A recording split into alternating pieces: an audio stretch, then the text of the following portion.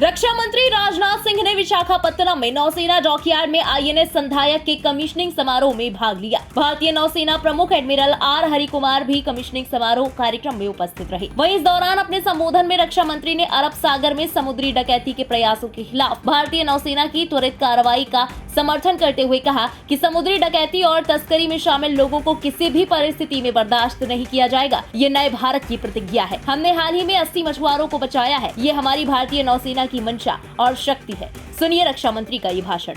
अदन की खाड़ी, गिनी की खाड़ी आदि कई चोक पॉइंट्स हिंद महासागर में मौजूद हैं, जहां से होकर बड़ी मात्रा में इंटरनेशनल ट्रेड होता है।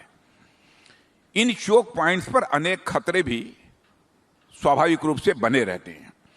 बीते दिनों आप जानते हैं कि किस प्रकार से समुद्री लुटेरों ने अरब सागर में हमारे कोस्ट से लगभग 2000 किलोमीटर दूर यमवी लीला नॉर्फॉक नामक एक जहाज को हाईजैक करने का प्रयास किया, लेकिन भारतीय नौसेना ने अपनी सूझबूझ व साहस का परिचय देते हुए उस जहाज को लुटेरों के चंगुल से सुरक्षित बाहर निकालने में कामयाबी हासिल की है।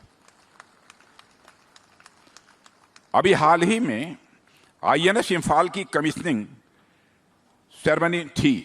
उसमें मैंने कहा था कि जो लोग नेफेरियस यानी नापाक गतिविधियां नेफेरियस एक्टिविटीज कर रहे हैं, उन्हें हम सागर के तल से भी ढूंढ निकालेंगे और कठोर कार्रवाई करेंगे। उस बात को आज मैं फिर से दोहराता हूं। समुद्र में चोरी, डकैती और तस्करी से जुड़े लोगों को किसी भी सूरत में बर्दाश्त नहीं किया जाएगा।